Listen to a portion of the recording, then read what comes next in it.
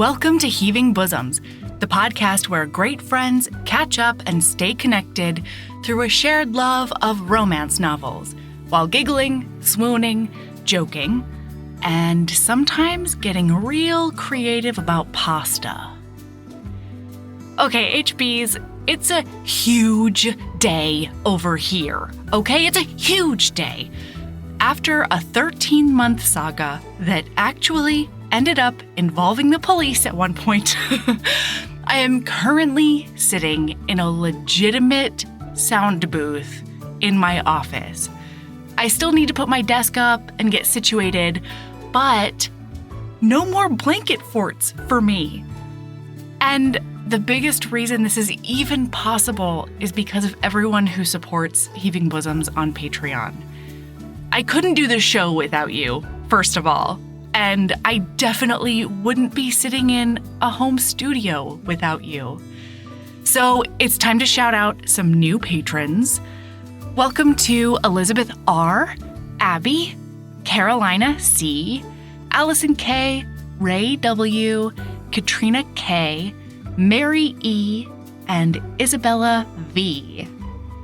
And then I want to send a huge thank you and long-distance hugs to longtime Patreon pals Liz S., Stephanie KB, Nicole C., and Christine D. I love y'all. Also in Patreon news, today, when this comes out, Rebecca Weatherspoon is going to be hanging with us tonight on Zoom.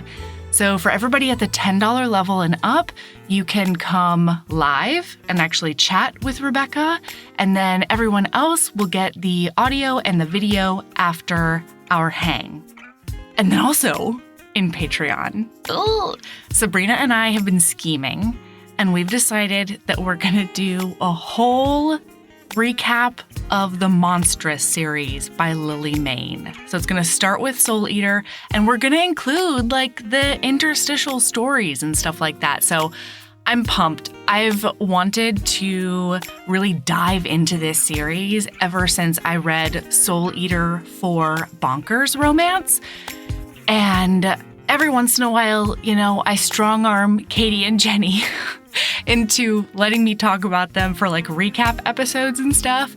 But in Sabrina, I have found somebody who's just as obsessed with this series as I am, and we're gonna go ham for patrons. But okay, this week, for the public show, Sabrina's back. We are recapping the book that started it all for Immortals After Dark lovers. So here's our recap of The Warlord Wants Forever by Kresley Cole.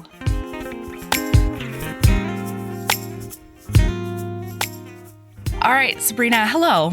Hello, Sabrina. Hello. Listener, listen. I'm trying to be all formal. Sabrina and I have been sitting here for 45 minutes. A cool 45 minutes. Neither of us noticed. Oh, shit. And I was it's fine. We were chatting. It's fine. Yeah, we got a lot done, frankly. It was a very productive chat. Yeah, life stuff. Got shit done. Okay. Can I tell you that listener is the best in the whole wide world? Yes. Okay. Absolutely. Okay. I'm here. I'm listening. Tell me all about how listener's wonderful. So technology continues to be the worst.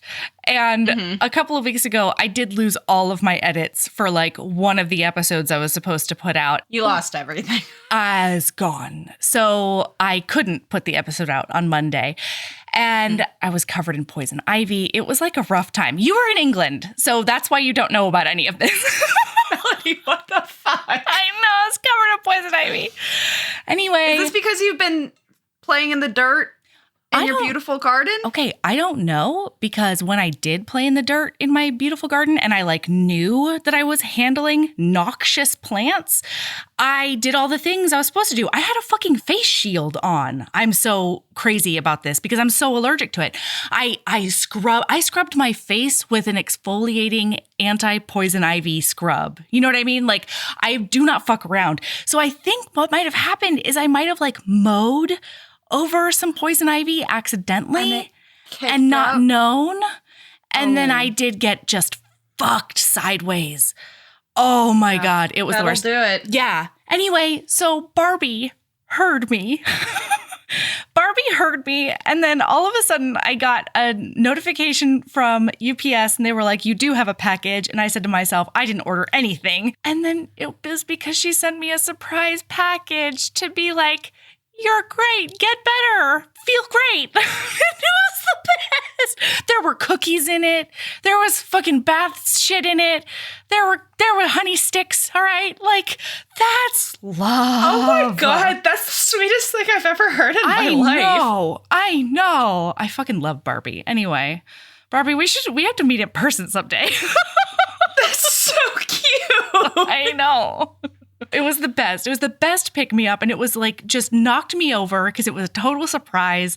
A surprise present. A surprise present is the best present. I love them. I love them. It made my whole week.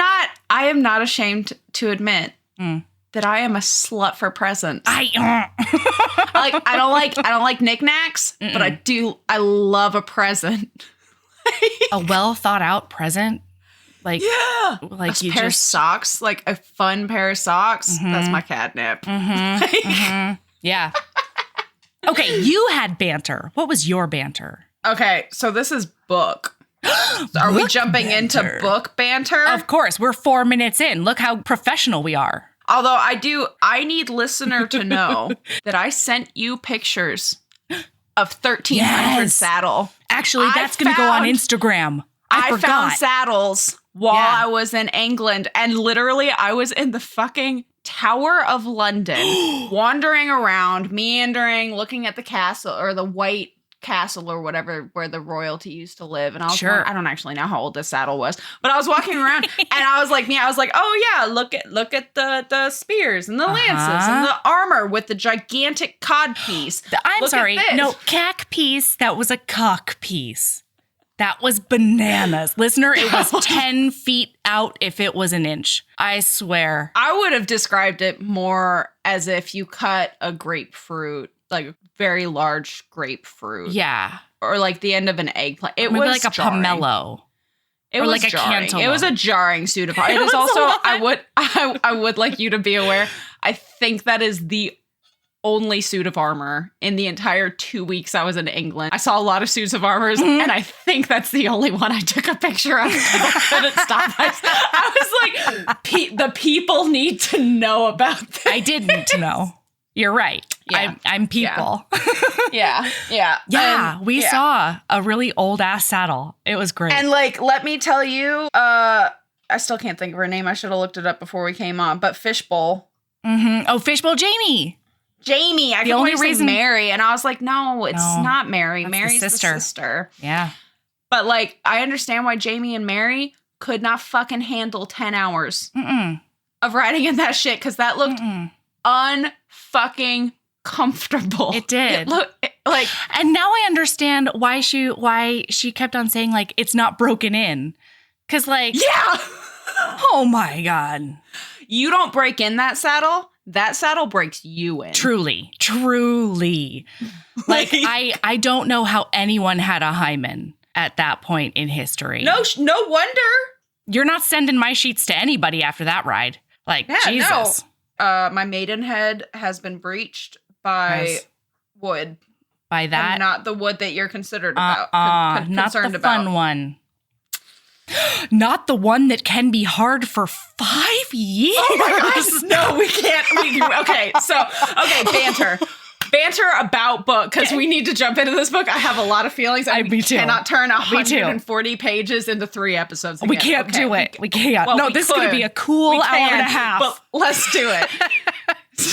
So, banter about book. So, okay, for you to understand, I am hardcore on I cannot series skip. Like, some people are like, oh yeah, I'll just hop in on the 4th book of a series. I am not that bitch. They're like, oh yeah. And like sometimes in book club, it'll be like the 6th book in a series that we're doing. And I have to read all of the books that lead up to it. But wait. And if it's a spin-off series, I feel compared to Sabrina, read the series it spins off of. Hey, it works out in my favor because last year, my book club, We were reading like the most recent release in Kerrigan Burns. Ooh. What's the name of that? It's like Good Girls or something like that. Mm-hmm. Okay. It's a spin-off series of her series. Of course, I've heard of it. Yep. I'm well versed. I'm sure. Yeah. Lots of hard recommend. Like zero regrets. So we know that I read fast, but these were like chunks of a book, the first series. And I read like all 11 of these books in like 8 days. Oh, Jesus. It was literally thousands of pages. I could not put this shit down. It was a lot. Wait, it was so good though. Sabrina, according to our text messages back and forth, you were 100% that bitch with this one. So I learned something. My brain fully remembered this series as being A Hunger Like No Other being the first book. Okay. Oh. Because I was so hard convinced from people to skip, because they tell you to skip this book and start with A Hunger Like No Other. Yeah. And listener, I'm looking you dead in the virtual eyes. She is. Don't skip it. Don't skip it. What are you doing? Don't fucking it. Skip it. Don't okay, do so it. this is another book where you have to come to this book where it is. Yep. Open mind. That's right. Wary heart. You have to remember that this was written. It's actually published on my birthday. Oh. In 2006. Happy birthday to you. Yeah, right? I just get all the books published on my birthday. When the audiobook or Soul Eater, the audiobook dropped on my birthday. This dropped on my birthday, apparently. If I read this when it was my birthday, I was already reading romance at that time. But but you maybe weren't in this deep. This would have been a rough one to read. I mean, not really. I did read Valley of the Horses and Clan of the Cave Bear and all of that shit. Oh, boy. Younger than that, but this would have been... Anyway, listener, you'll understand as we start to get into this book. Yeah. But my brain fully was like 2 through 5, which is why when you said, hey, do you want to read book? I was like, let me go see what book is. I mean, I've already decided yes, because I'll read anything. But I went ahead and looked it up and I was like, book 1 in the Immortals After Dark series. I was like, well, that can't be true. I've read book 1. I had a full-on crisis of self because I was like, I don't start series on book 2. I don't start in the middle. Like, I had a full-on crisis of self.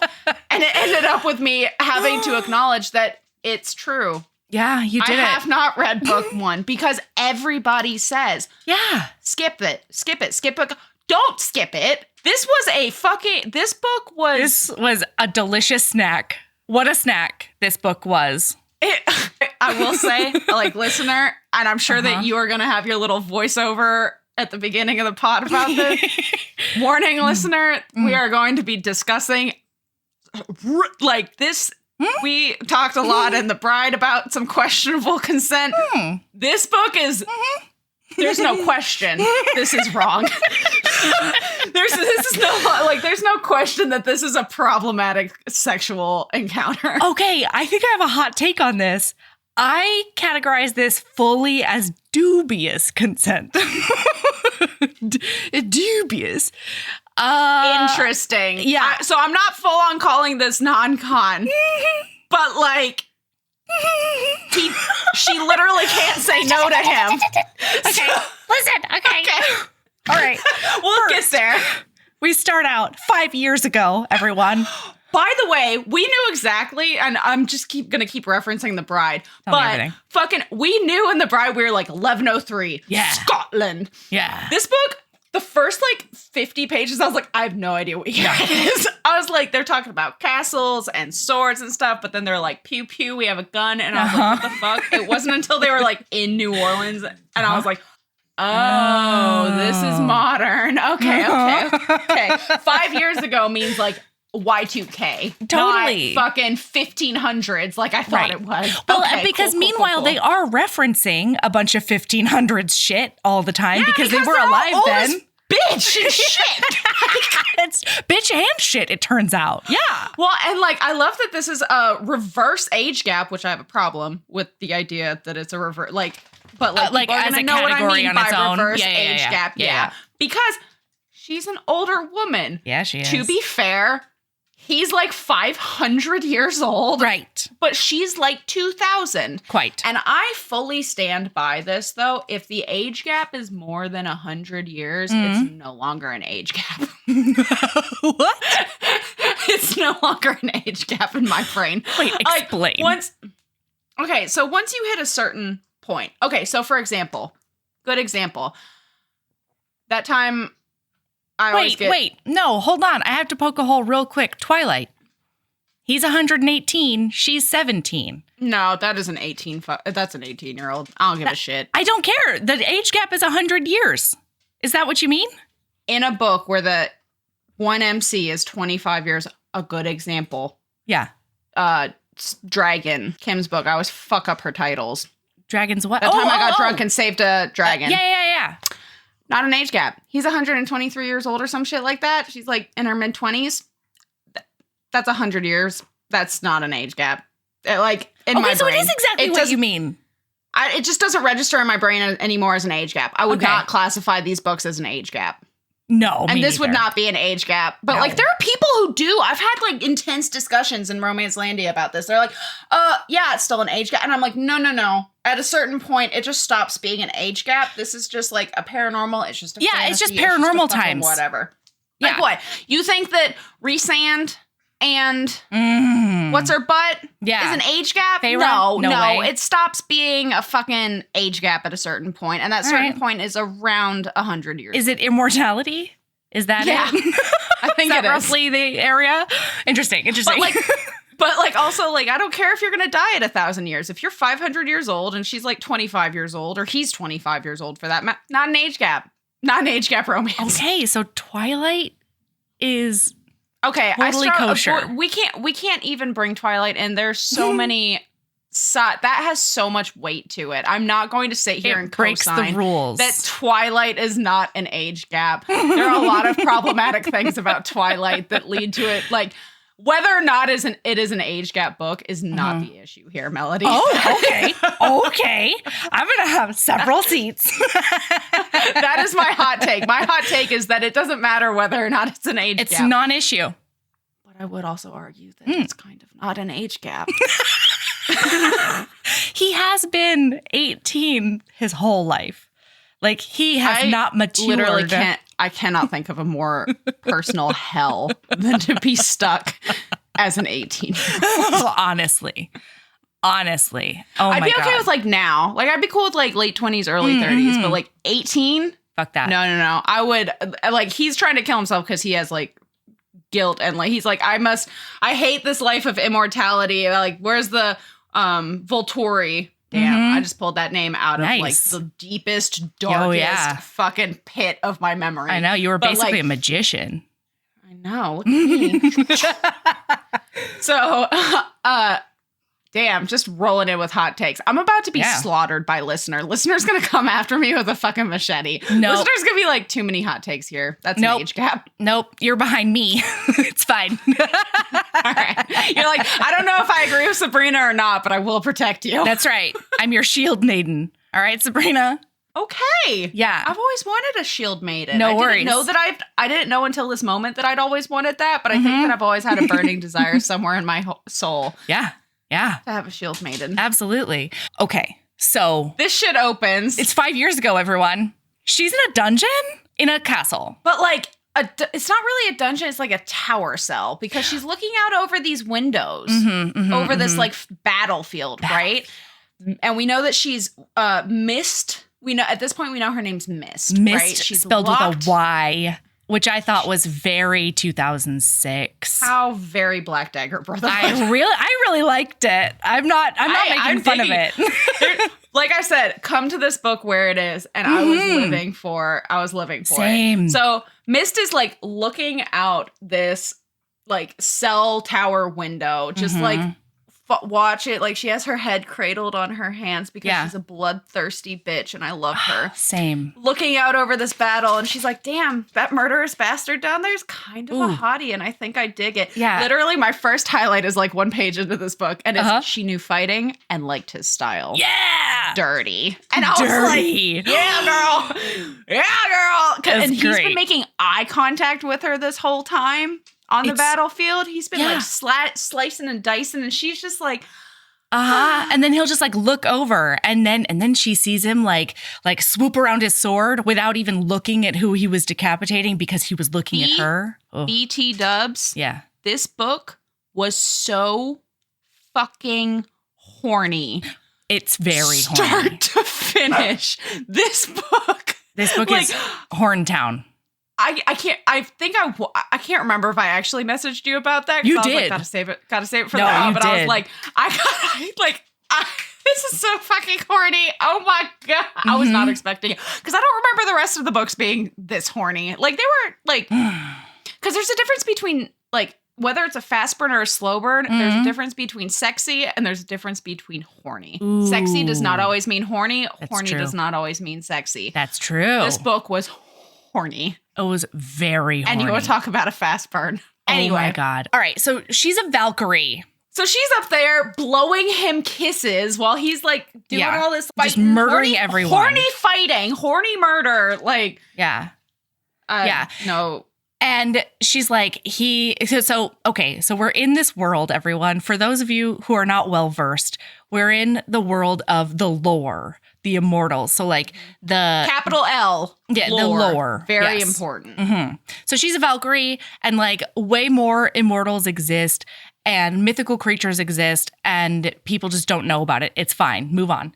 So the vampires are like at the lowest part of, they're the scumbags of the lore. Oh yeah, everyone fucking hates vampires, and there's two different kinds of vampires. Yeah. There's the Horde, who is the one that has trapped Mist in this tower. That's right? the one. Yep. We'll take it, or there, and the some dude named Ivo is in charge of the Horde. This faction. Demetrius is also a name that was thrown around a lot. Yeah. So the two factions are because like one person usurped the other's crown. Now the other guy's trying to get his crown back. But he's not trying to get the crown back to rule everybody. He just wants dude dead. And this is, what is his name? His name is Nikolai. Nope. Wait. The leader of the Forebears, which is Kristoff, not of Frozen fame. Nope. Is oh my God, but his love is also not fragile, I bet. You know what I mean? I don't know. I've seen it's hard to be horny for Kristoff for me because I've seen a lot of weird art in the internet. Okay. I don't know how I got down that rabbit hole, but it was a hard one to dig out of. It wasn't even a good rabbit hole. Anyway. That's why, like, nowadays when people are like, oh man, what a delightful love interest. I'm like, that lives rent-free in my head and I can't get it out. Anyway. Kristoff. The vampire one. Kristoff is in charge of the Forebears, but he's in charge of leading the Forebears, and essentially there are two. So the Horde kills people. They have red eyes, and they're the Volturi vampire. Yeah, basically, they're all vampire, and the Horde is the Volturi, and the Forebears are the Cullens. Yeah, because they don't drink blood out of the vein. They drink their blood cold because you get memories when you drink blood, and it drives you crazy, and they think that you're going to lose your ding-dong brain if you drink blood from the vein and be a ruthless, murdery little shithead. Yeah. That's exactly what it is. We are no longer referring to them as the Horde and the No, Forebears. We can't do that. No, we will get slaughtered at that point. Both of us. It is. And no shield mating will be strong enough to hold them off. I'm not going to be able to stop myself now, though. This is all I can think of. Why did we have to bring Twilight into this? I'm sorry. Man, you're the one who talked about ridiculous age gaps. You're the one who... I was talking about other things. I brought up, like, a fantastic book. I had like 8 others on in my list. Mm-hmm. Mm-hmm. And then I said one, and then you were like, oh yeah, how do you feel about Twilight? Well, I had to poke a hole in your argument. That was just where my brain went. You didn't poke a hole in the argument. I did. You just broke my brain. You said because yourself. Now these... Ma'am, is this our first fight on the podcast? I think it is. But you broke my brain, and now all I can think of is it's the Volturian Collins. All right. So anyway. Oh, wait. The other thing is that the Horde are they're historical dudes. Meanwhile, Kristoff has been building an army of Forebears by turning humans on battlefields, like the bravest ones. Yeah. So because of that, and because he was shuttled off to be raised as a baby vampire somewhere else or something among mortals, he doesn't know anything about vampirism or lore or anything. Oh, you're talking about Kristoff? Yeah. Yeah, none of these bitches know shit. They know nothing. They're which is why they think that if you drink from the vein, they're going to go ape bonkers. And That's it's the one. No, but anyway. Yeah. So they just don't know anything. So the reason that they are attacking this castle is because this castle holds a fuckload of information about capital L lore. That's and they are we are going to learn about this so that we can exist in the world. Good lore babies. Where have they been? You know what I mean? What remote forest? Oh my gosh, no, but that's exactly it. That's where they've been. Nikolai at one point in the book is talking about how they've been for hundreds of years. Hundreds of years as they collect people. Oh my God. In the mountains in horrible, and they're immortal, so they can't starve. They can't just die unless they're in sunlight. Oh my God. Sabrina, thank goodness none of them can get a boner. Oh, boy. That works out really well, actually. No, it doesn't. Why? 5 years. I mean, get there. They can't get a boner until they do get a boner. You know what I mean? And then it's the Viagra from hell. Yeah, but listen, if they were in that forest for 500 years, you're gonna get bored with your buddies, and somebody's gonna break rank, and they're gonna go to a village to find somebody else to bone. So it's really good that they didn't have boners. They'd fuck each other. I know, but I'm saying at some point you would get bored. I would fuck my fellow warrior. Well, sure, but how many? I don't have to go to the village. 500 years of fucking a fellow warrior? I mean, there's a lot of them. Fair enough. Okay, I'm just saying one dude would not be able to stay in the place. Yeah. Yeah, I guess that's true. Where did they get the blood? Are we assuming that all of these turned vampires are dudes? Oh my God, where did they get the blood?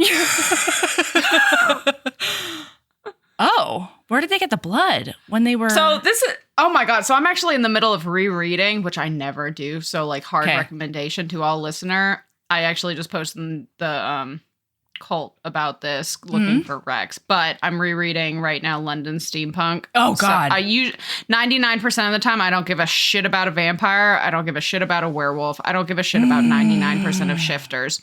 London Steampunk makes me give a lot of shits about vampires. So I'm having really dark thoughts about where they get this blood now, which is totally goes against everything that these Forebears stand for. By the way, when I say Forebears, I don't mean Forebears like the number 4 and then big grizzlies. No, every time I'm gonna think now. Oh no. This is payback, Melody.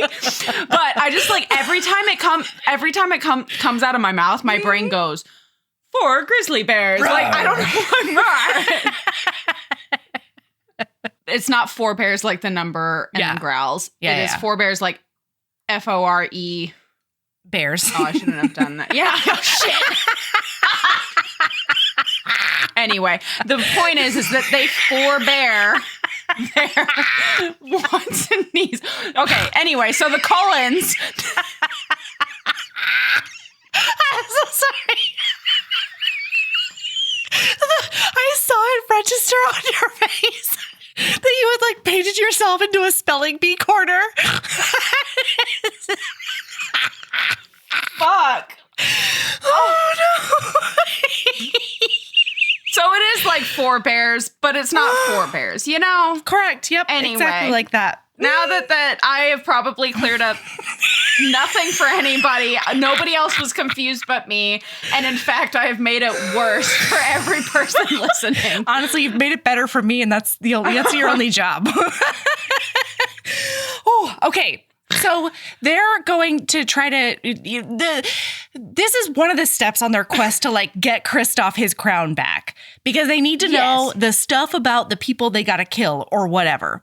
Yeah. So he does win that battle. Does he sword people real good. And she knows that like immediately he's coming down to the dungeon. She says that she can hear the warrior's footsteps. Like she can already tell. And he gets there and he's like, he does a Bill Stackhouse, a Bill Compton. What are you? He does a what are you on her. This is a reference that's going completely over my head. True Blood. Oh, I've never watched it. Oh, God, it's so good. Anyway, so, yeah, he does a what are you on her. And she's sitting there going, why is he not immediately entranced by my sexiness? Yeah. How fucking dare? And he's like, meanwhile, we find out later that he is in his head. He's like, I've never seen anything so glorious, but I have to keep it cool. Keep it cool, babe. Like, so she's like, why isn't he entranced and things like that? And she's like, well, and he keeps referring to her at this point as the creature. Yes. Because he doesn't know what she is, but he knows she's not human. And she refuses to tell him. And so, listen, she's coy. She is. She is. And she's a natural redhead, I learned. So I did. My brain did clock that line. I was like, oh, that was amazing. 2006. That was amazing. So he takes her up to his room at some point because he's like, I'm going to get some information out of you. And she's like, okay. And then doesn't she get like, no, naked? She doesn't get naked yet. That happens in the room. Yeah. Oh, no. When they go up to the room. Not in the dungeon. Yeah. So like he takes her up to the room and then she just starts getting naked. Yeah, but she's been in that cell for 4 days. She's not showered. I would be asking for a shower as well. But that is not what she was doing. Not at all, Melody. Listener, that is not even close to it. She is wearing nothing but a gold chain around her waist. Like a belly chain, everyone. I had a lot of feelings. Listen, like my queer heart. I did die, and then I resurrected. Yeah, boy. We forbeared ourselves. So anyway, so he's like watching her with her like beautiful, perfect, luscious titties. She's got the creamy skin, and she's got those titties. Though. The green eyes. The term "tiny waist" is used no less than 3 times in this book. Get tiny little waist. 3. I feel like descriptions of the way that she looks. There are many. Yeah, so, they must take up like 10 pages minimum. We could not have forgotten. No. That she is a badass, but also very dainty. Super redhead, hot. Green eyes. I pictured redheaded Scarlett Johansson is what I pictured. I don't picture things. Are you ready for a weird look into how my brain I don't picture things books? Either. What? Tell me. Well, I picture what is being described. So it's just like phantom parts as it's being described in the thing. And it can get really weird real fast because it'll just be like in my brain. It's like disembodied. It like slowly comes together, mostly because I'll be like, oh, okay, so now I can visualize the hand. But then I'm like, wait, wasn't that hand this and this other part? And then and so when people are like, oh man, the cover doesn't match the person in the book, I'm like, I had no idea. I would never have clocked that as far as I'm concerned. This person is made up by a single hand and a freckled shoulder. See, what is interesting about my brain is that I say things like, I pictured her as, but I only use that as like a colloquialism because I have aphantasia, which means that I cannot see any images I cannot conjure images in my brain at all. Like when I think about things, I can. Word? No, it's so weird. It's like an impression. Like it's black. When I close my eyes and think about something, like Michael told me the other day that he can close his eyes and I said, think about an apple. And he was like, okay. And I was like, what's the apple doing? Is it on a table? And he goes, well, now it is. Because I had given him apple. And then when I said, is it on a table? He just put a table under it in his brain. And that is so foreign to me because I cannot see things in my brain. That's how brain does too. That's how my brain does too. Wow. So like you just did, I just closed my eyes and you said apple and my brain was like, oh, okay, apple. And then you said like, you didn't, it doesn't matter what you said, you implied table. And my brain was like, okay, now there's a table there. And of course now my brain is like slotting other things into there. But like the more things that got slotted in, the less importance the apple is. And so like, when I quote unquote look away mentally, apple disappears and until I like think about it again. Interesting. Wow. Brains. Yeah. Weird. So man. like I pictured her as Scarlett Johansson, but that was only an impression I give myself. I don't know. I can't see it in my brain. It's just like a feeling. It's more of a I think in feelings. Oh God. Oh, that's gross. Fascinating. Oh, it's real tough. Honestly. Yeah. Yeah. Well, like I think that's why my brain does the thing that it does. So I'm not going to make the blanket statement that I think an image is. Okay. But I don't know. Now I'm thinking too hard. But anyway, now my brain is short circuiting. But so like when things are described, I will imagine the thing being described. Totally. You know? And so like when it describes like a hand clasping a hand, I will just picture a hand and a hand. And then we move on to the next scene and it like flurries into whatever the next thing being described is. But if there's no description happening in a book, I'm not picturing anything. It's just words in my brain. Yeah. So there's a lot of words and text in there too. It's weird. It's always words in my brain, but I don't see them. I can only like, feel them or hear them or whatever, have an impression of them. But when I'm blocking a sex scene in my head while reading, I get impressions of the full, like even movement sort of thing, but I don't actually see it.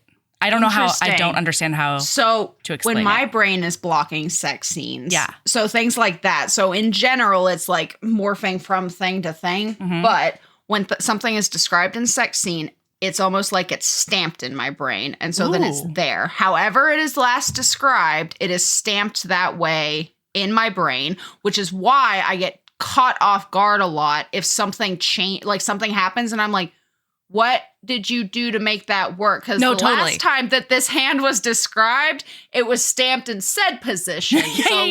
Yeah. Actually, that sort of happened to me. How many hands do you have? I know. That sort of happened to me at one point when she like goes down on her knees and then like does something else at chest level. And I was like, when did we get up? I don't understand. Or when at one point where I highlighted it. At one point where I don't remember which sex scene. There's a lot of sex scenes in this book. It's so horny and sexy. Yes. It was a hot book. Listen, for 140 pages, it did its job. Over and over over. Yeah. So anyway, but at one point it was described, I went back and reread like 4 pages because it was described as her putting her, Was it hands around the neck when she was facing away from him? It was when he was up against the wall. And I know that he would have had to bend in order, but it wasn't described that he bent. It was just that his head was at her nipple, like lavishing it. And then it was described as he was fingering her. And then she threw her leg over his bent knee to open herself wider. Yes. And my brain went, bent knee? Yeah. I thought he was Captain Morganing. I thought he was like, You thought he was sumo wrestling? Well, because it can't be like a bend like this because he opened her up. That's not wide. She had to have something to hook her leg around. Yeah. So I was like anyway. Yeah, I thought he was Captain Morganing. Okay, so I'm sorry. I do have to probably because I was so far away from the mic. I could hear you. You're Patreons who are going to be seeing this video, you're welcome. You're welcome. You're welcome for that. Yeah, one of my favorite. It's just a random random snippet. Is he wanted to know the rules of the game so he could dominate it. That is his vibe the whole book. Yes, but he's also like a weirdly soft, sweet cinnamon roll. Yes. It was hard for me to put the two together sometimes. Yeah, absolutely.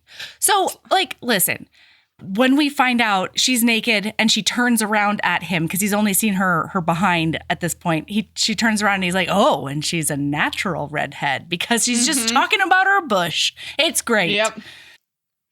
Love a heroine with a bush. Love a heroine with a bush. Love it. Oh, thank you, Kresley Cole. Okay, so then I don't know. They like end up on the bed and she ends up like curled up with her head on his tummy, clutching onto his leg. And she's like clinging to his thigh and he's like doing snuggled up on his tummy. And then she just falls asleep like a little kitty. Mm-hmm. I had a lot of feelings. Same here. I was like, because that's like my favorite snuggle position when we're just like chill. Like I love koalaing on a leg. Well, they're doing something else. Like I love when somebody's reading a book or like playing a video game or something or like doing whatever, and I just can like I use them like partially as a pillow, and then their leg is my teddy bear. I was like, oh God, I have a yearning.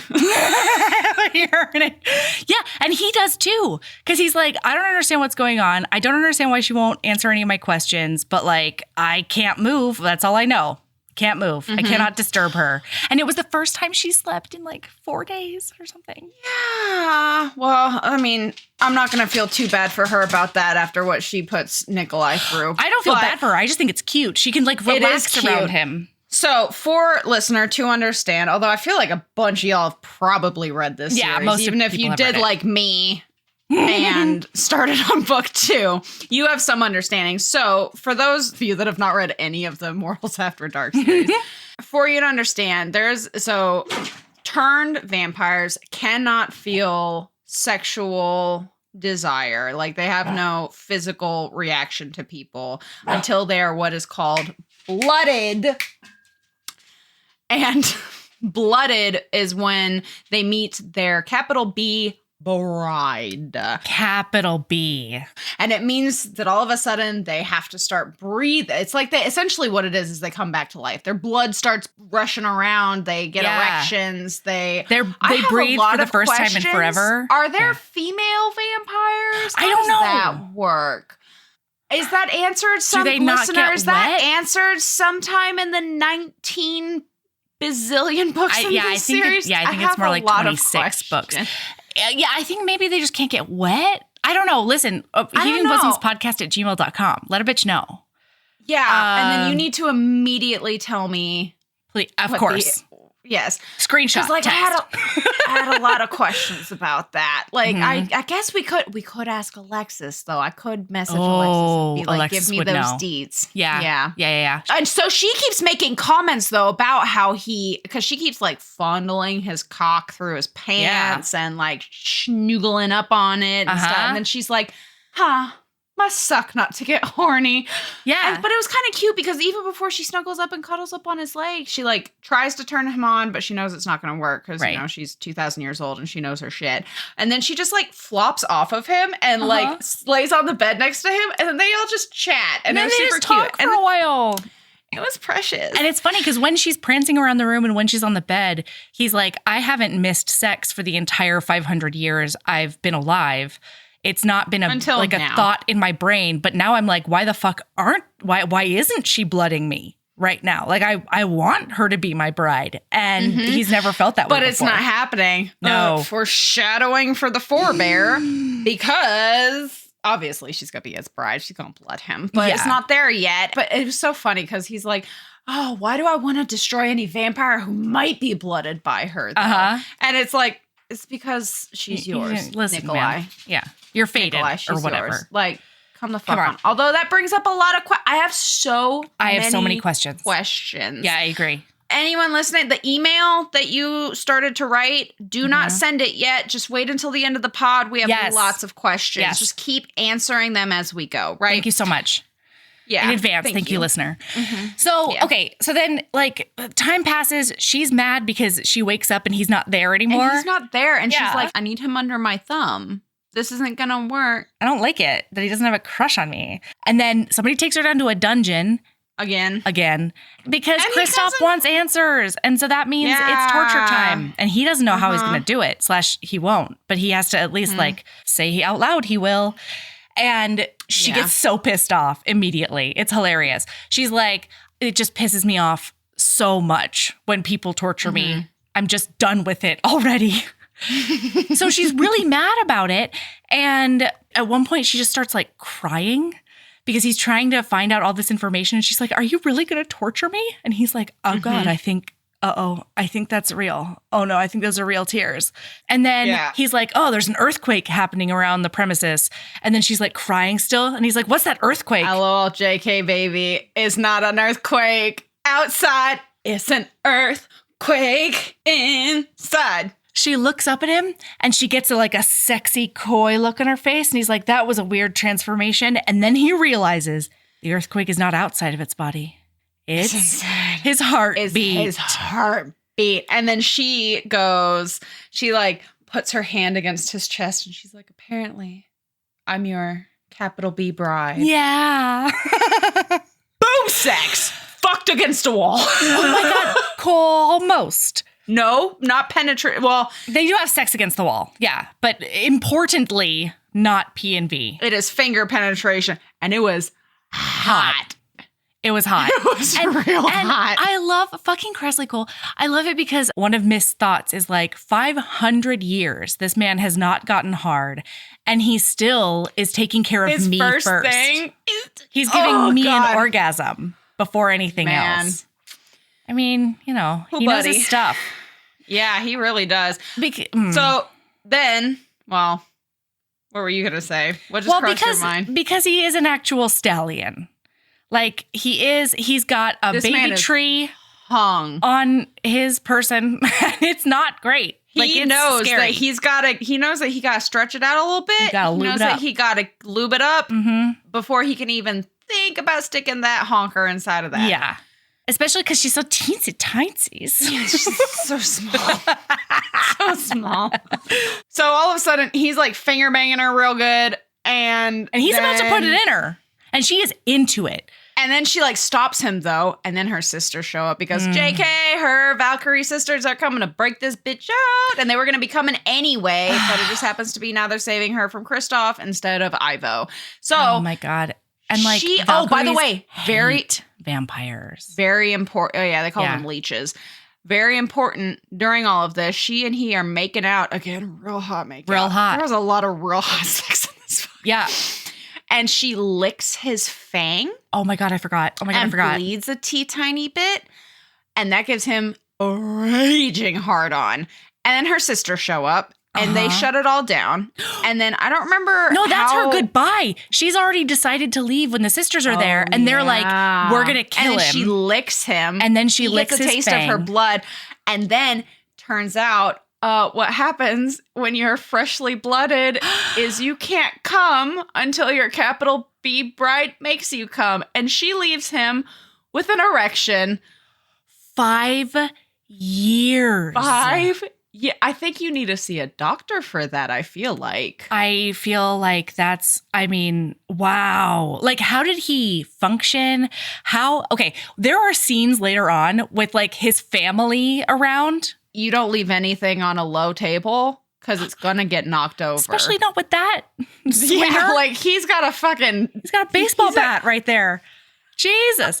Well, no, and that's the thing, all I could think about is how awkward have the last 5 years been at business meetings we see later. There's a lot of tucking in the band. I have heard I have no personal experience, but I have heard on good knowledge.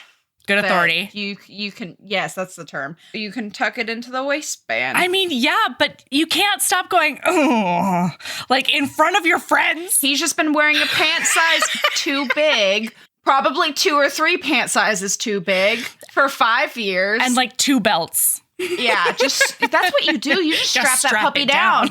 You just strap that puppy down. Thank goodness he doesn't have to pee. Yeah, no bodily functions. Thank goodness. So I will say my favorite. So we're just gonna kind of jump through, right? So 5 years ago, he left her or she left him like that, blah blah blah, and he's been like, I have to find her. Mind you, because he got a little bit of her blood, he does get her memory. So when they drink the blood of people, they get a little bit of their memories, and so he has some of these memories come through, and some of those memories. At one point, he catches on to les éléments fatale. And so I probably just butchered that. But he was like, oh, New Orleans, which that's a broad statement. That could literally be anywhere in Southern Louisiana. Yeah. Like, I lived in Southern Louisiana. Yeah. I did not live in New Orleans. And I heard a lot of laissez-les-bon temps relate. Like, let's be clear, right? Yeah. Don't come for me, Louisianans, okay? Including literally all of my friends and fellow podcast hosts. Leave me alone. Anyway. And so he's like, New Orleans. And you know what? He was right on the money, babe. Yeah, and he can do something called tracing, which is teleporting / apparating. And he does trace there. We're going to bring a little bit of Harry Potter into this, too. We're just going to bring Twilight in, a little bit of Harry Potter. We are fully going mid-2000s on this, Listen, right? It was foundational in my, Same. reading upbringing. Yep. Like, I know she's turf trash now, but... Didn't know then. No, that's fine. I'm just saying that I'm just laughing because, like, I think the first Twilight book came out in, like, 2005. Harry Potter was, like, a couple books in. This book came out in 2006. You and I are we met this book where it's coming from. Yep. Yeah. Any hoodles. So he's like, I gotta go to New Orleans. So he goes to New Orleans and he finds her. Yeah, she and her sisters are watching this, like, they're on the roof looking over Bourbon Street, like, watching all the stuff going on. There's, like, a gremlin. There's a ghoul. There's a ghoul outbreak. There's a ghoul outbreak. But then she sees this guy, like, obviously hammered off his face, clinging to another guy. And she's like, oh, my God, he's the first person that I have found sexy, like, I don't know, in, like, 5 years or something. And, like, it's not him, it couldn't be him. He's too thin, he's too rangy. And then he turns around because he senses her in his cock senses. I was going to say spidey senses, but it wasn't. But it's a homing beacon. He got some sticky white stuff. He's webbing hard, and he has been for 5 years. Some of it's crusty. God. Can you think of how much pants? Oh God, ruined? No. I feel like after 5 years of pre-cum, that's not a recoverable pair of linen. No. Nope. Oh God, you gotta throw those suckers out. You gotta budget for that. Yeah. So then she tries to run away on rooftops, and he's like, trace in front of you. And he catches her. And it's on TM, kind of. Yeah. Because, like, she throws herself off a building to get away from him. Meanwhile, she's like, in this courtyard. She's like, oh my God, he found me. But also, like, I'll never live it down with my sisters. So to be clear, by the way, this entire 5 years until he realized it didn't make it any better, this man has been fruitlessly humping the shit out of his bed. He's just dry humping everything in sight. He is horny dog mode. He is. Like, he has been humping everything, just thinking desperately about her, and she's been touching herself, thinking about him. Yeah, except she can come. Yeah, she can. She can. So, like, they're a little desperate for each other. He more so than she. Meanwhile, like, though his family had to replace a couple of couches. You know what I mean? Like, minimum. I'm telling you, those business meetings had to have gotten awkward. You stop inviting people to your house at a certain point. Absolutely. Oh my God. I am shocked he has not gotten stuck in something. Of course. He's been fucking a wrought iron bench. Absolutely. Anything with a hole. Anything with a hole, this penis has been in. Oh my God. I'm so sorry. I have to go on a quick tangent because I think you're the only person in the world I can actually talk to it about other than Michael. Okay. Michael ran across a Reddit thread the other day. The weirdest places people have stuck their penis. What's the weirdest thing you've ever fucked? Yep. And one of my favorite ones was this high schooler was like, I fucked a bowl of noodles once. I've read that one. I've read a similar thread, and as somebody with a vagina, let me tell you, I was shocked. Like, I've done some weird things I've done some real weird insertions, full discllosure. Totally. In my lifetime. Of course. Like, I mean, I didn't own sex toys. You make do. Who was going to get me a sex toy? Yeah. Like, and of course I was like going to Spencer's. Are you kidding me? What if my parents found that? Like, no, I would have hidden that real well. But noodles. Like, some of the things that I read about, they're like, yeah, I was 15 and desperate. I was like, Oh my God. My favorite part about the end of that response was the person goes, the worst part was the post-nut clarity when I did have to look down into the drain and figure out how I could get all of these noodles out of my shower drain before my parents. Wait, why were the noodles in the shower? I think fucking in a bowl in the kitchen like a normal person. Listen, I think they started fucking it in the bowl, and then they might have started fucking it with their hands. And then, like, listen, things break and fall. You know what I mean? That they cannot be responsible for the stability of noodles or the fragility of noodles. This just reminds me of and I have been here many a time where like you're watching some weird porn or you're reading some weird erotica and like you come, like as long as you're edging yourself, not a problem. You can read anything. You're into it. And then you come and you're like, oh. Uh-oh. And then you have the moment of, is this the birth of a kink? And sometimes it is. Yeah. Sometimes that goes into your incognito saved bookmarks. It's just self-discovery a lot of times. Hey, and you know what? You do you, boo. If a bowl of noodles is what does it for you, I support you. That is just so funny. Oh my God. Was it buttery noodles or like was this an Alfredo? This person got into a shower, so I feel like it might have just been noodles out of a boil. Like they boiled the noodles, they put it in there, they looked at it, and they said, I bet I could fuck that. So hungry for noodles now.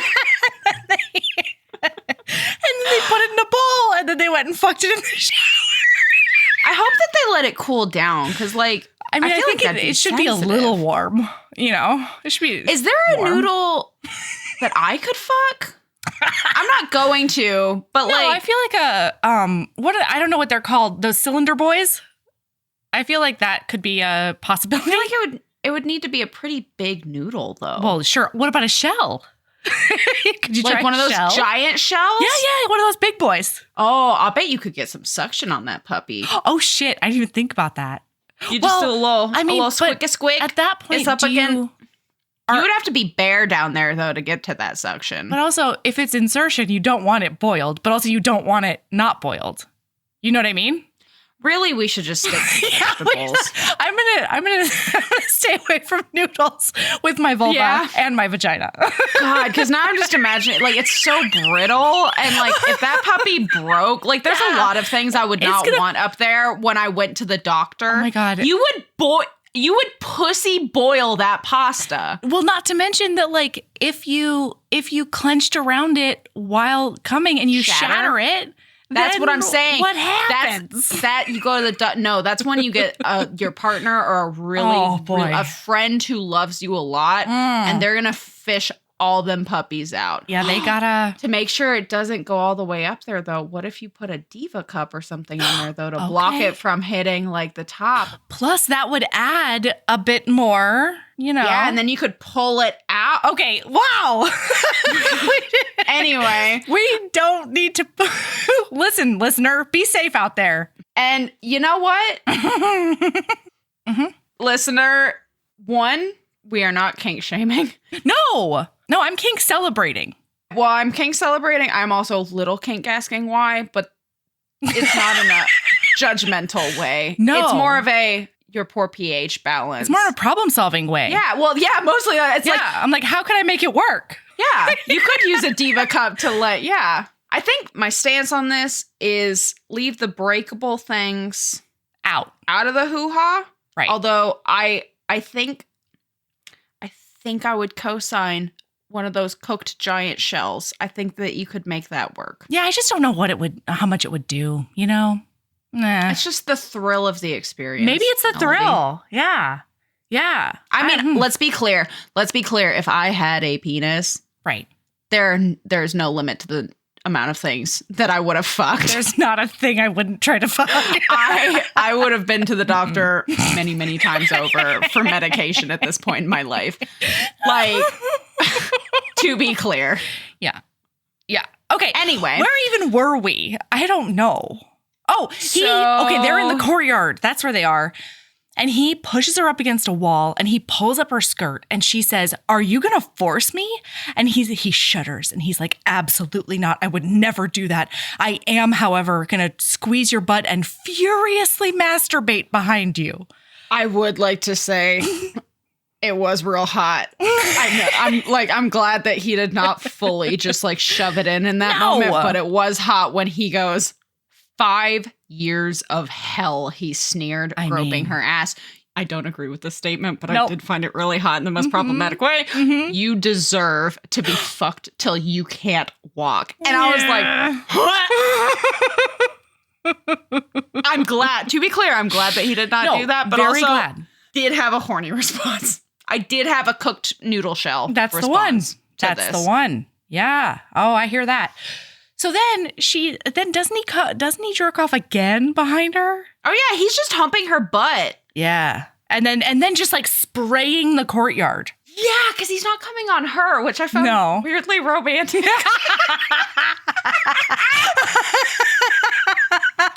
I was like, look at him being so thoughtful. Hump, hump, hump. Like hump, hump, pivot and spray.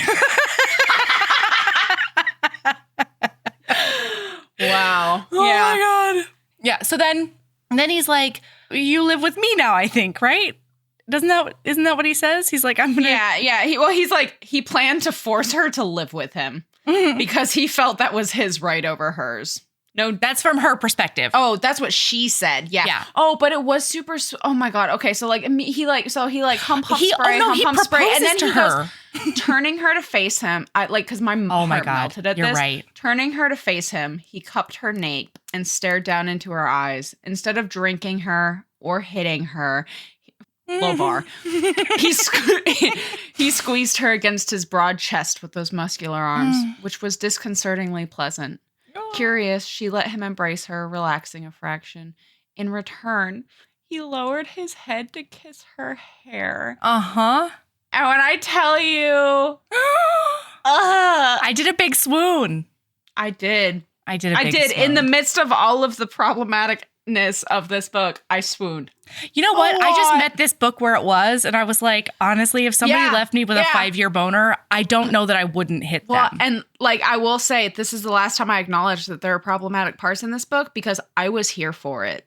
Yeah. You just have to accept that there are going to be things that I'm like, oh, it was great when he did blah, blah, blah. Or she did. Because to be clear, it's not only him doing fucked up shit to her. No. She does fucked up shit to him too. It's great. So then he's like, "I can't wait to start our lives together." And she's like, "But excuse me? No, that's not going to happen. Am independent woman, never want to see you again." And he's like, "No, now that I've found you, you're mine." And she's like, "Fuck that." And she runs. And he keeps tracing behind her to grab her. And you remember that sexy little gold chain that's on her? Apparently was not just aesthetic. He grabs it and it breaks for the first time in her life. She has had people grab it and tug her around. She has been held over a vat of boiling tar using this chain. But he grabs it. Yeah. And it just, oh my God, it's like a Claire's necklace. It's like a Claire's chain. I just had a visceral memory. I'm telling you, we're meeting this book where it is. Yeah. 2005, having your neck turn green with your Claire's chains. Yeah. That's the stuff. And then you play with it a little too hard and then you hurt yourself because it snaps up and slaps you in your freshly pierced ears from Claire's. That was the visceral memory I had. Yeah. Yeah. Okay. So then she's like, "Oh my God." Don't listen to him. So don't listen to him. Well, no, we don't even know that yet. So what happens is he grabs it, breaks, and then she keeps running. And then he goes, "Missed, stop." And she does, but she plays it off like a cat that fell off something because she is forced to do it. And then she turns around like she meant to do her it. Hair. And then saunters back to him. And she's wiggling those hips and being all sexy and stuff. And then he starts to realize what's happening. Yeah. And he's testing it. He's like, "Kneel." And she does. Her knees just hit the ground. And I'm not going to lie, I had a reaction to the term kneel. And she hit that ground. And I was like, girl, I don't even need a broken gold chain for that. But Any hoodles. Oh, man. The things that you will say to... I mean, I guess this isn't any worse than our discussion of fucking pasta. So...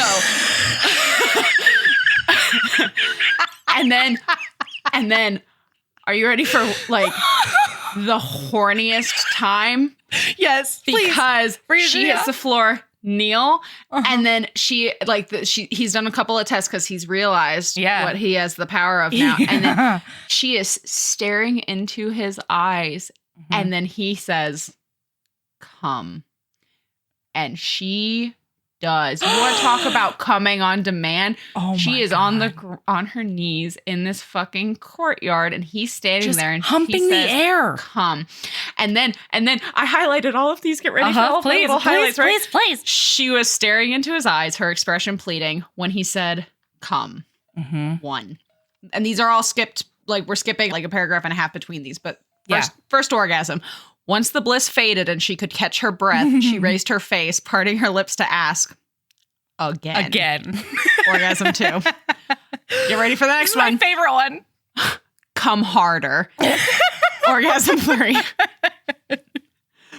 And at this point, she's like desperate. She has her face all up in his crotch, rolling up on that log. She's doing a big nuzzle on his cock. She's trying to get her lips around it. Oh, yeah, in the pants. And he still has pants on. There's no sex yet. No. He does not. This is not what's happening. So now, mind you, if we're counting, this is 3. 4 orgasms total. Yeah. Okay, yep. And he's got 5 years with a raging boner. It's amazing. Well, that's one of the things they talked about before. He's like, I have thought about getting my revenge on you every day for the last 5 years. But now that you're in front of me, I just want to be with you. I just want to start our lives together. Yeah, call it even. And she's like, fuck that. Yeah. So then he's like, cool sauce. He grabs her up and then he traces her back to his like rundown castle lair in Estonia. And he gets her in the shower. And then he tells her to go in the shower. And then he crawls in the shower. And I have this highlighted. Yep. And he goes, "You are my fated wife, and I'm from a time when a husband had certain freedoms with his wife." And I was like, horny town. And she says, "You're not going to force me." And he's like, "No, in fact, you're going to beg me for it." He does the I'm going to turn the tables on you and you're going to beg me for it. He's like, I love that trope. Oh my God. And so then they're in the shower. He sits down because they have a bougie shower despite being in this fucking rundown nightmare castle. Yeah, it didn't quite track, but I let it go. Romance he sits reasons, down. It's fine. Yeah. He sits down and he's like, "Come kneel at my feet." So she does. They're all wet. They're all naked. She's kneeling at his feet. And he says, "Touch yourself." Touch yourself like I'm not here. And so she does start touching herself and she touches herself until she gets herself like lower and lower. And then he's like, put a finger in you, put two fingers in you. And then at this point, she is fully face deep in this man's crotch. Okay, and this is where we get to the dubious consent. You know what I mean? Because he does point out later on, he never told her to give him a blowjob. It just turns her on more when she's masturbating. I feel like commanding her to come in front of him many times and get naked. This is the dubious consent was not her going to Boner Town and licking him like a popsicle. Not dubious. I would maybe say it was coercive. Like, no, you're right. But every act she does on him is dubious at best. Oh, yes, dubious at best. And not everyone, but like, especially in the beginning. Except for the ones that are in the beginning. No, the ones that are fully consensual are that. But anything else that she does to him is dubious at best. And hey, you know what? I'm sitting here being like, that's not the dubious. All of this stuff. I was here for it. Zero problems with it. I mean, and again, I think part of it is just that we get her perspective too, and we know that she's like dying over him. Yeah. This would have been a very different book if it was exclusively in Nikolai's brain. Absolutely. But hey, you know what? It was fucking great. It was hot. I loved it. Then, so they both come in the shower. He comes all over his belly. Mhm. And then they wash up and go get in bed. Yeah. And he's like, we're just going to go sleepy bye. So Yeah. they go sleepy bye. And then they just sort of start playing house. Like, he has to be like, don't leave the premises. Your chain is in a safe. You're not allowed to even touch the safe. Like, he has to do all the things that will, like, letter of the law, make her stay. And they sort of start playing house. And it's adorable, honestly. She keeps on trying to give him shit. And he keeps on being like, I'm still your husband. So no worries there. Yeah. And finally, it gets to the point where, like, she really wants her chain back. And so she says to him, I want this to be a choice. Yeah. I want it to be a choice. Because her whole thing is, she's always been wanted. She's missed the coveted. Yes. Or missed, and like people want her to be missed the possessed. And like this was never stated in there, but like in my brain I was calling her like she wants to be missed the wanted. Yeah. Like she missed the cherished. Chosen. Yeah. Like absolutely. Which gave me a lot of feels. Absolutely. So like she's always throughout her entire existence used her feminine wiles to, you know, manipulate and win and best and do all of those things, but she hasn't experienced a whole lot of true intimacy. Oh yeah, don't worry. I clocked all of those times that she was using toe sucking with that Roman emperor. I did clock that every time because as you are well aware, I have a problem with feet. That's fine. I don't like it doesn't matter who's doing the toe sucking. You know how I feel about feet. I love a toe suck. If I was not reading this for pod with you, that would have been enough for me to DNF. I don't like. That's great. Say that I haven't DNF'd a couple of books lately that have had feet things. I just it's gross. Skip right over it, but it did hurt that this specific scene and it comes back came up multiple times. Yeah, because he keeps on dreaming about her memories, but every single dream he has, he thinks that she's he doesn't let it finish. No, because he doesn't want to see her get fucked by anyone or fuck anyone or whatever. Well, yeah, because there's the Roman emperor. There's the time that she got chased down by like 10 Vikings on a beach. There's like so many. There's a time where she's like cursing this grave side. Like all of these times. And so he thinks he gets all the information and all the context he needs. And he like, you know, lucid dreams his way to the next one and then out of it because he doesn't want to. He's really jealous. He's a big old jelly. Yeah. So she says, I want this to be a choice. And so I want to make a vow. If you'll make a vow, like if you vow to give me back my chain in 2 weeks, then I vow that I will give us a fair chance. Like I'll actually really put myself into this and think about whether or not I want to be with you legitimately. And he's like, it's time to put the woo train in motion, baby. Oh, wait. But right before this, I'm so sorry, listener. We do have to talk to you about the first time they have sex because Valkyries eat electricity and then they emote lightning as waste. And so is this the field? Yes, it is, ma'am. Yes, it is. Does this? Yeah, That's you're right. When they first have penetrative sex. Yes. No, because he takes her home to get her stuff. Yep.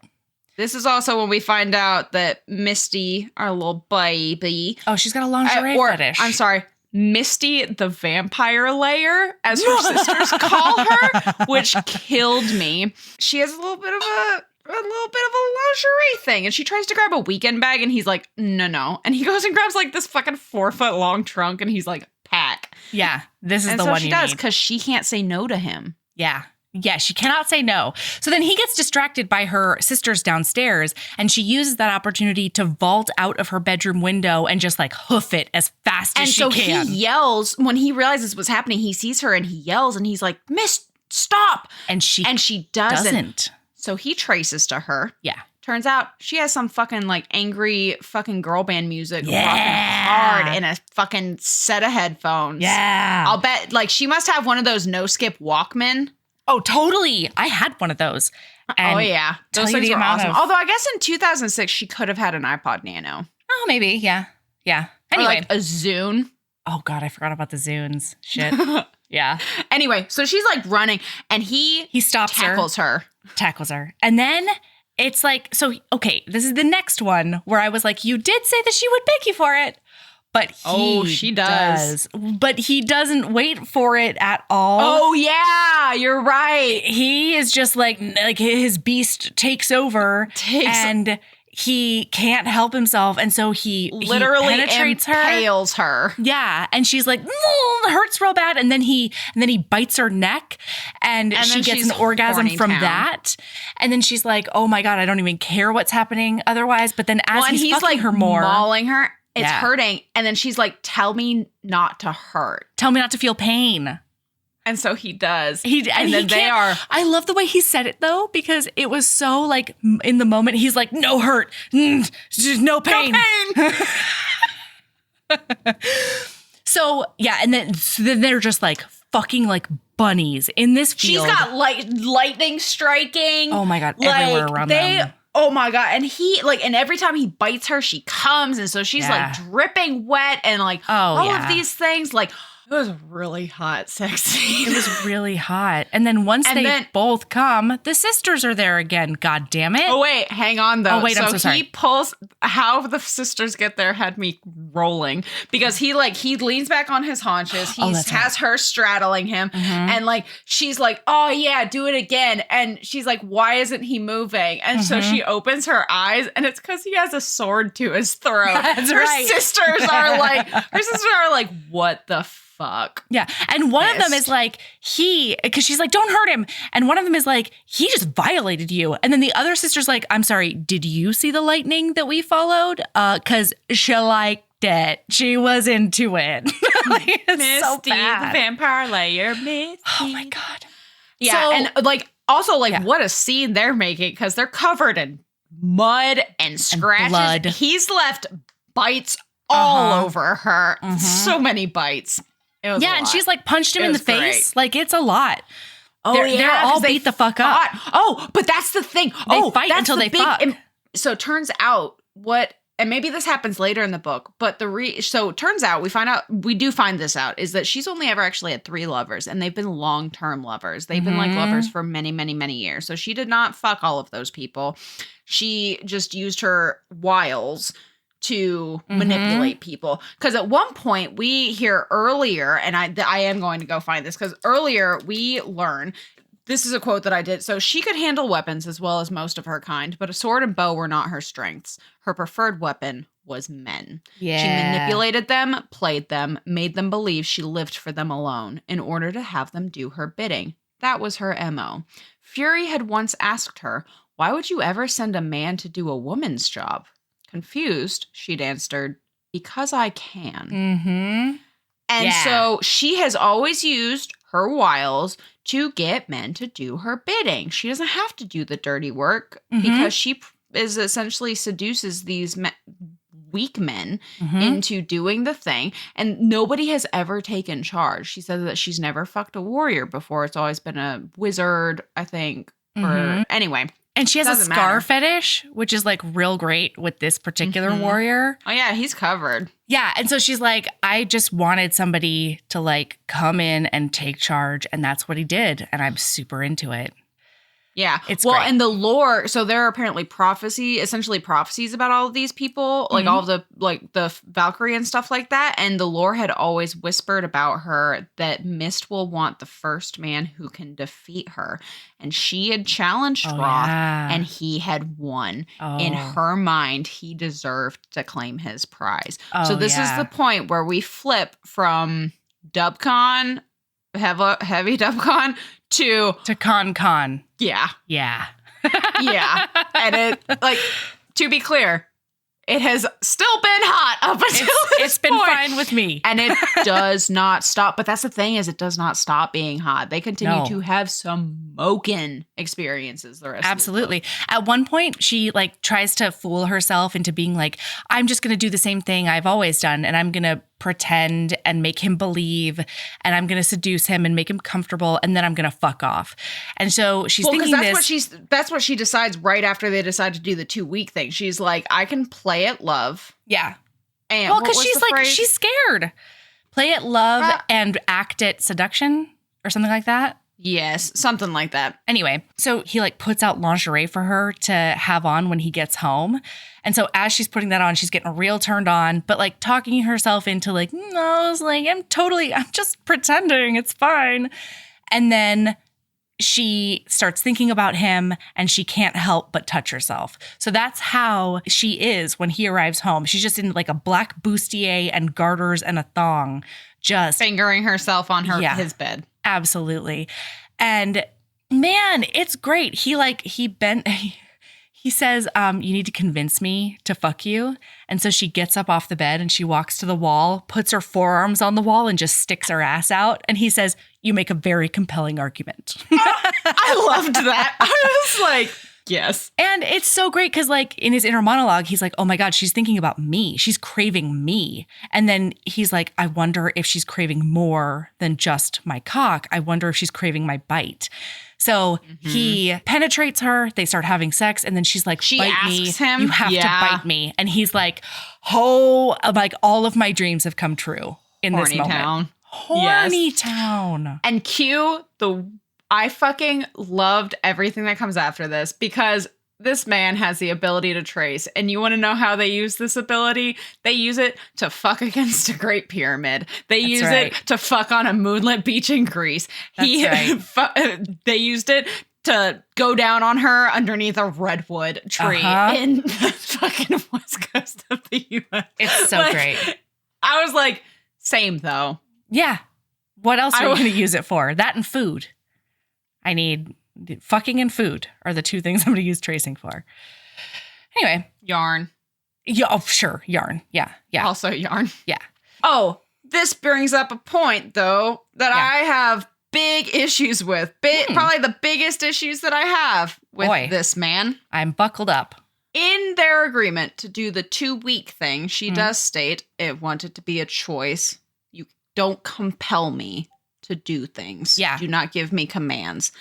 And then this man proceeds to spend the next 2 weeks whispering commands into her ear while she's sleeping. But it's only to stay asleep so that she can't run away.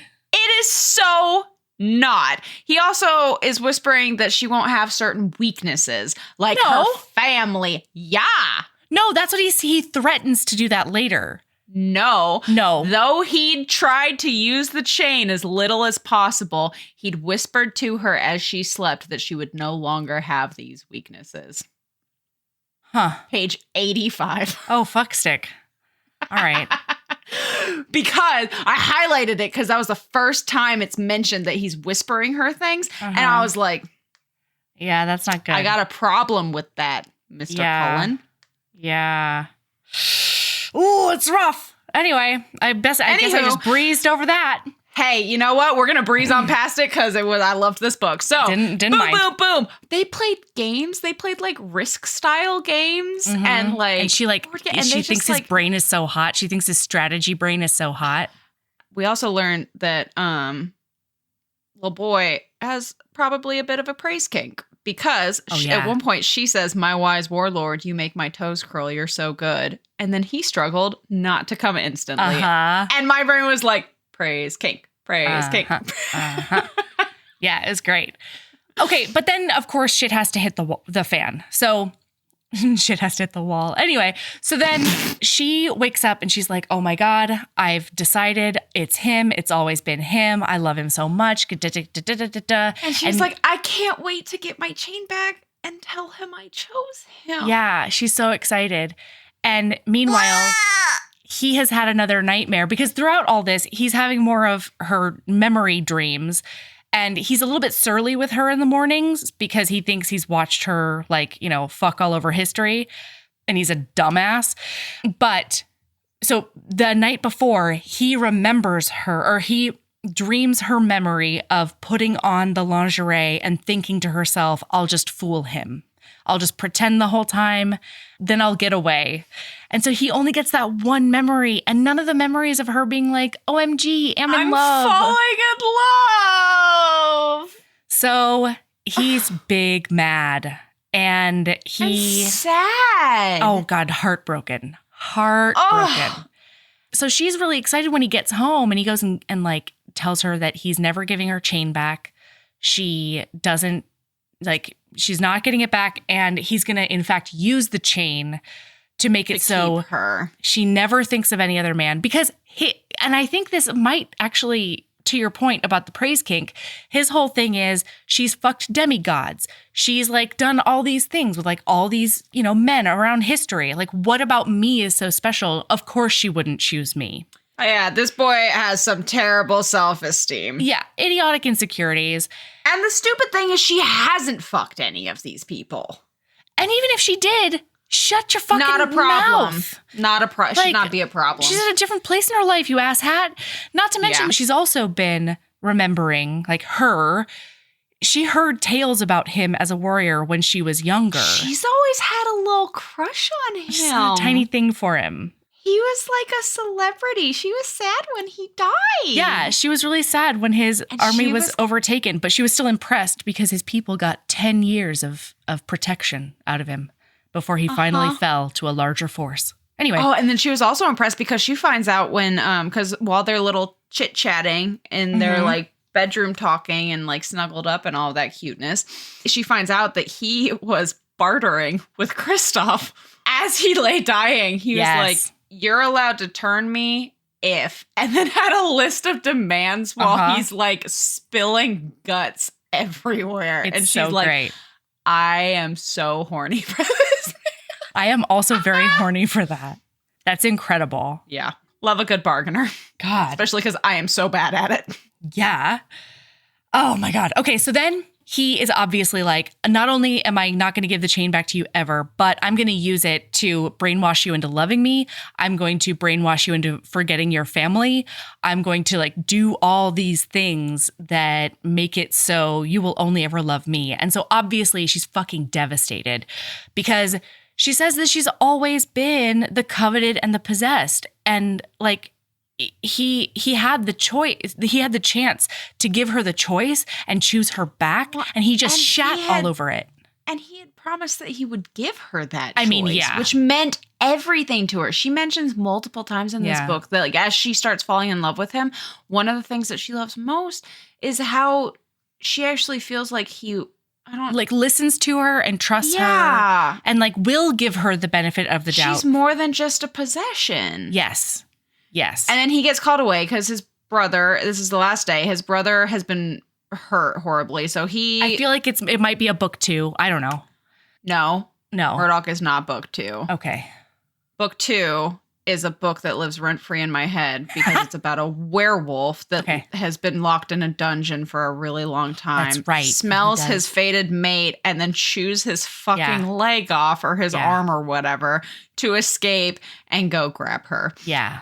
I will never forget that he chewed his own. Yeah. Ladies, gentlemen, and people out there. Babies. Yeah. If they don't love you enough to gnaw their own limb off. Is it even worth it? Is it even worth it? Why are we here? If you don't love them enough to gnaw your own limb off, that's why I'm single. I wouldn't. I really am. I like my limbs quite a bit. Yeah. Yeah. Okay, so then she goes, all right, we're already 1:32. We're going to get this done, all right? Oh, yeah, we're like at the end. Yeah, we're wrapping it. Look at us. I'm so proud of us because it would have been really easy. We have been flying through this book. I know, we've been doing a great job. And we even have gone off on so many tangents. I mean, that pasta tangent was like a solid 10 minutes. Pasta tangent was deranged. Deranged, much like the two of these characters. Quite. Yeah, it was book appropriate.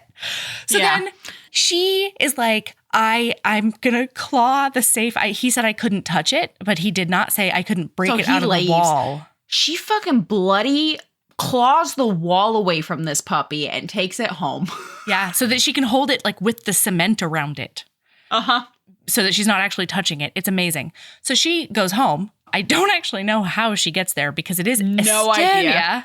And I love Kresley Cole just like yada, yada, yada's her way through that. It's great. We don't need to know. Who gives a fuck? Go. No. She's in New Orleans now. Absolutely.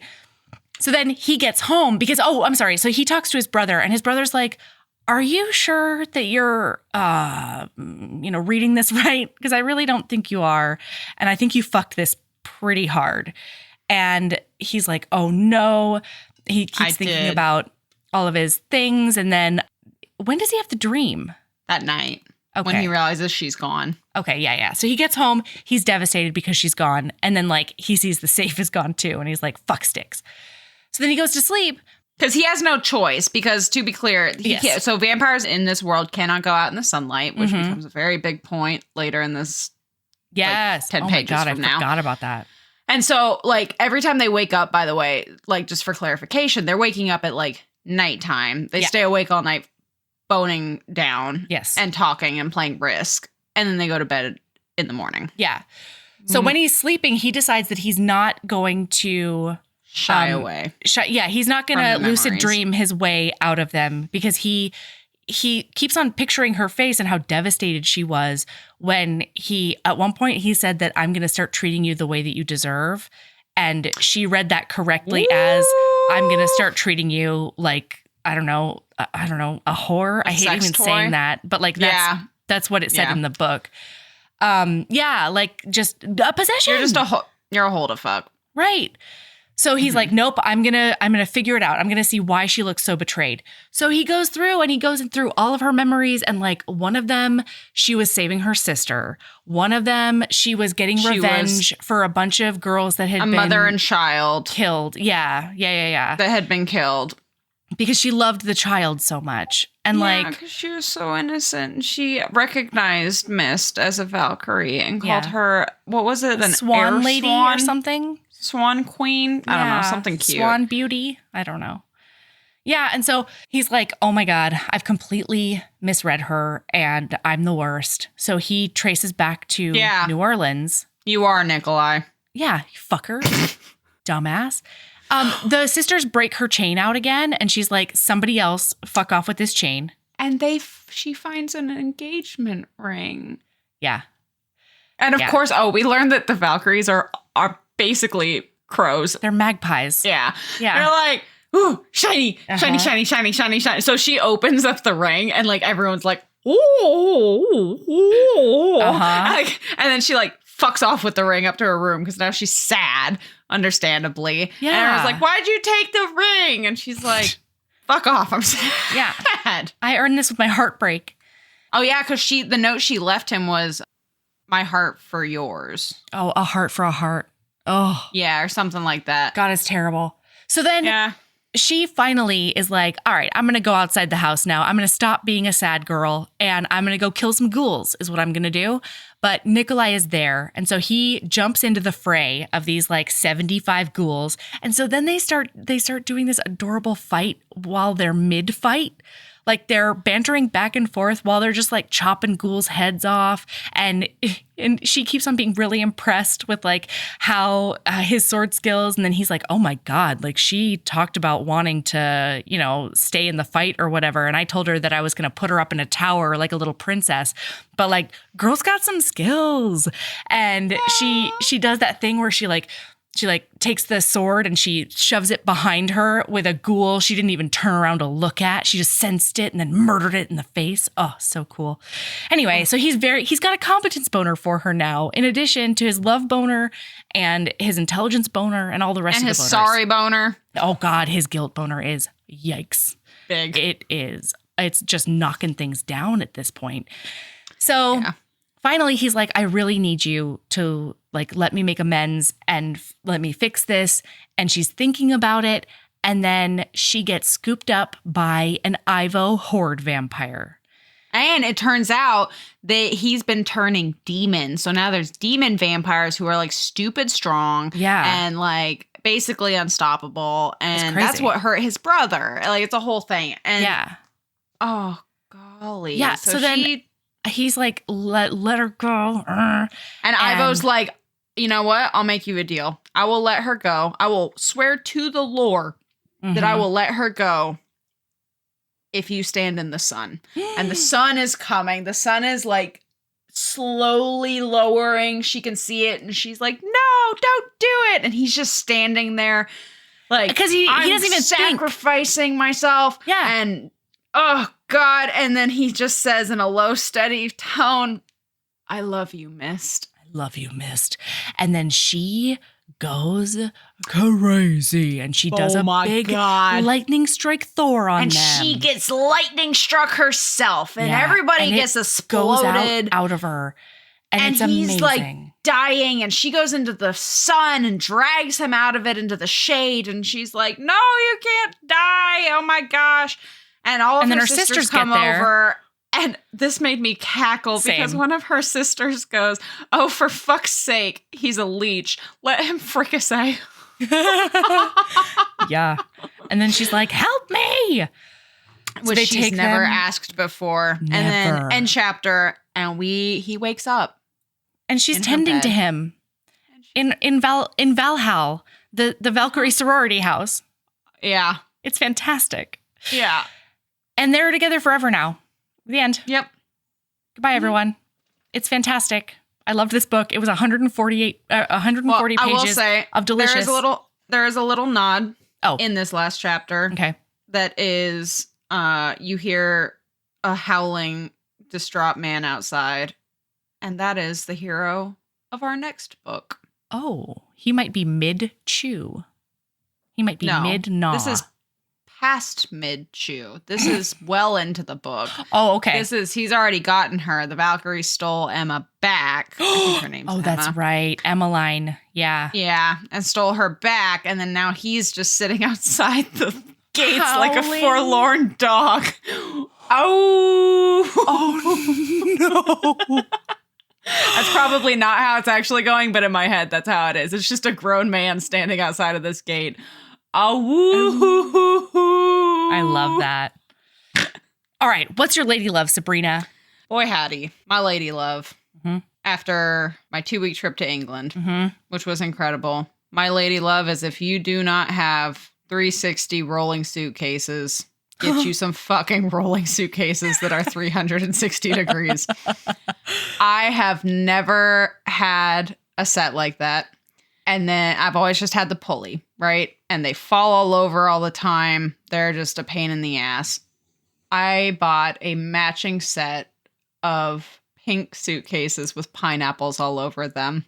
I love them. That. I would not have made it if I did not have those suitcases. If I had had just a typical drag it behind you rolly roll, this would have been rough. We never would have seen Sabrina again. Traveling across the country was hard enough. Not the country. That's easy. Traveling across the Atlantic Ocean, that's a rough travel. And if I had not had 360 degree rolling suitcases, I don't know that I would have made it. I would have just laid down somewhere and let time take me. I like that. Yeah. So if you don't have 360 degree rolling suitcases, I will say they will change your life. Get you some. They're worth also it. Get like as a side lady, like as a part of this lady love, but like I said, get yourself a fun suitcase. Fuck it. You don't need a boring blue or a black or a green or whatever. I debated it. I was better like, do identification anyway. Yeah, but like also on top of that, it just made me happy. Every time I looked at them, I was like, yeah, those are my pink pineapple suitcases.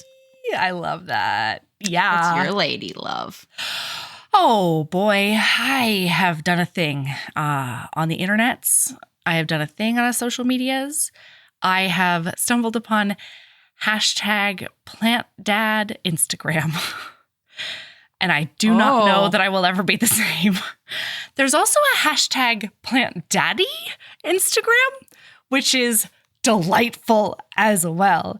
But I have found this subculture in Instagram that is all just like awesome, like down to earth, mental health aware Black dudes who just fucking love houseplants. And I don't ever want to be anywhere else, honestly. One of my favorite follows, his name is The Plant Poppy, The Plant Papi. And his, oh my God, I'll just read you his bio. It says, "Welcome to the intersection of my plants, kicks, mental wealth, and creativity." This man has a newborn that he adores. This man just dances around near his plants with his newborn. It makes my heart so full. It makes me so happy. And he's really funny. There are a few other people, like a lot of times he'll mention other creators that he admires. And hashtag plant dad.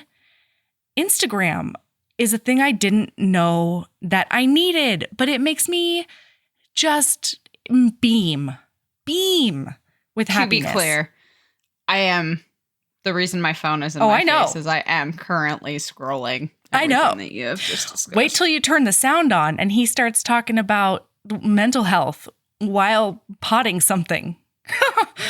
It's fantastic. All right. Well, that's a new follow. Yeah. Also, every once in a while, his partner will come on, and I really admire her too. She's really great. Anyway, so yeah, just strangers on the internet who also like houseplants sometimes make great follows. I support this. I have totally fucked my romance algorithm though, because now mostly all that they show me on the Heaving Bosoms Instagram is plant stuff. I mean, I don't hate it, but like also probably not super great. Okay. It's fine. If your phone is listening, you're about to be getting a lot of really weird ads for pasta. God, they think I love noodles so much in so many different ways. Yeah. Yeah. I mean, and they're mostly not wrong. So hey, accurate. I realized that I did not eat. I suddenly registered that because I was reading this book up until the wire, like 10 minutes before we got on. And I realized that I didn't eat because of that. And so I'm hungry. Yeah. Oh, fuck. You're right. I have done this multiple times. But what it means is I'm going to start texting you beforehand and I'm about to go eat a sandwich. Go cook me a bowl of buttery noodle pasta. Do it. And it will, in fact, only be going in one of my holes. Ah, indeed. And that hole is my mouth hole. It's the one in your face? Yes. Excellent. Today for lunch, I had egg noodles with a turkey meat sauce that was fucking divine, as well as 3 giant spears of Chinese broccoli that was cooked to perfection. And it was a wonderful lunch. So noodles all the way. Incredible. Yeah.